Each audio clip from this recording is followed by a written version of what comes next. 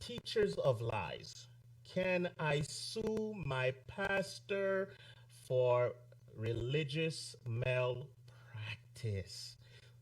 All right, so I'm going to help the audience tonight.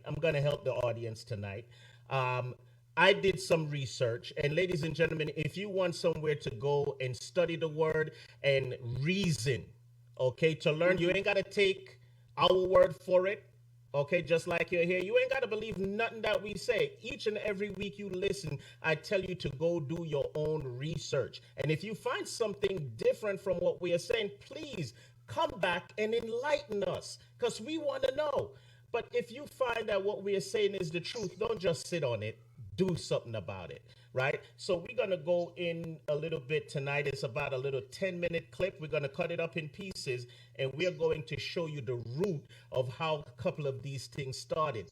We did Ash Wednesday last week, okay? And Lent. And Lent.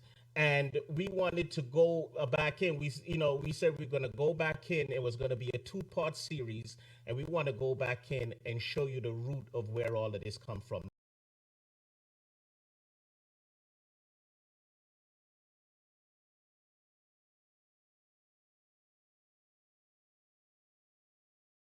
The Christian faith underwent a dramatic transformation, adopting pagan practices and symbolism such as that of the ancient Egyptian symbol of life, which was used to picture the cross.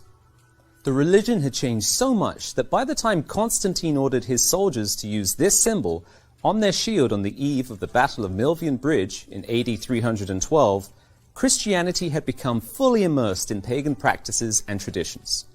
Having been raised as a pagan devotee of the unconquered sun, Constantine's adoption of the transformed Christian faith effectively blended his ancestral pagan religion with what Christianity had become.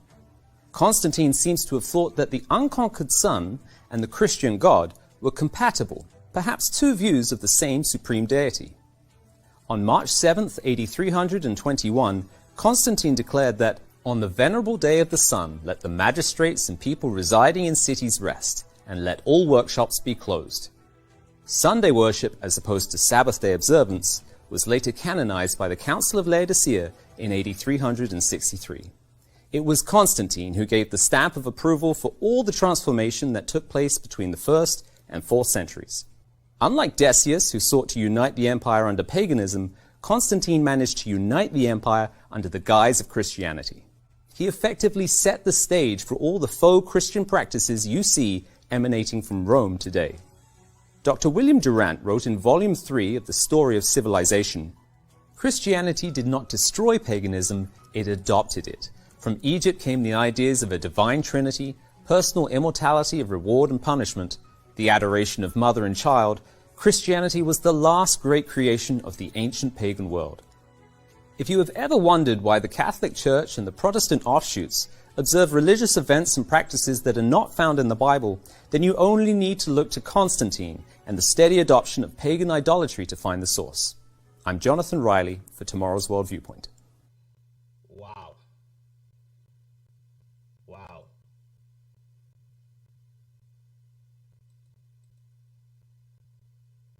I talk about the pastors, but here is where I hold you guys to task. We're in the informational age. No more do you have anyone coming with Encyclopedia Britannica selling you a whole box of books and you get volume 2 after you pay 200. See, I'm dating myself. You get volume 3 and 4 and A and Z after you make this payment. All of it is right here.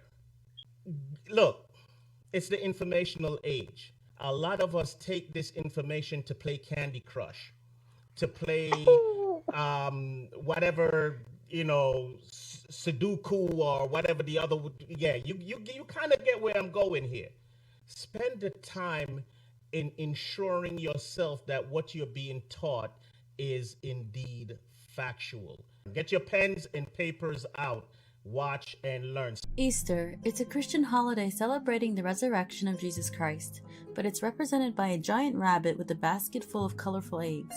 Knowing this, you might ask yourself, what does a rabbit and colorful eggs have to do with Jesus Christ? To understand this, we must go back to the origin of Easter, and it begins with a pagan goddess named Ostara. Despite being a significant Christian holiday, Easter's origins are deeply pagan. From the traditions to the food to even the name of the day, Easter is steeped in paganism. The name Easter comes from Ostara, also known as Istra in the Anglo-Saxon form. She is the Germanic pagan goddess of spring and fertility.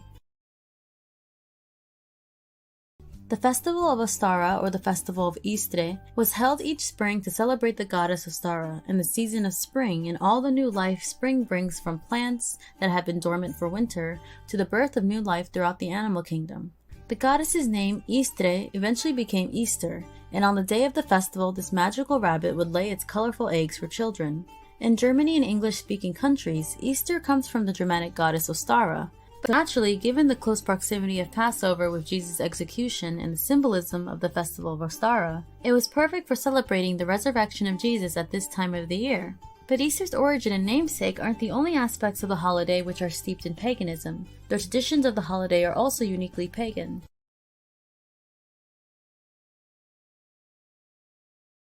Eggs are used to represent fertility and birth in certain pagan traditions. In the spring season, pagans would decorate eggs with different colors to celebrate the rebirth of the spring season and give them to family and friends as gifts. There is also the German legend of Osterhase, which tells of the Easter hare who laid brightly colored Easter eggs in a nest for good children to find. And there's the German tradition of Osterbrunnen, a custom of elaborately decorating public wells and fountains with lush greenery and Easter decorations. Villagers wanted to give thanks for the gift of water while celebrating Easter at the time and began holding competitions to see which village could decorate theirs the best. Eating ham on Easter is another pagan tradition. In pagan lore, a man named Tammuz was killed by a wild pig. To mourn him, villagers abstained from eating meat for 40 days. Then every year on the first Sunday after the first full moon, following the spring equinox, the pagans celebrated by eating a pig in honor of Tammuz, which is another pagan connection to the day Easter is celebrated. Easter Day changes from year to year because it falls on the Sunday after the first full moon in April.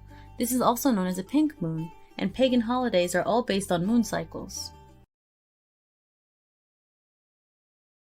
Baked breads, egg loaves, and boiled colored stained eggs placed in decorative crown-shaped braided breads are also traditions of pagans who baked these goods at winter's end, and tiny sweet cakes decorated with a cross were served at the annual spring festival for the goddess Ostara.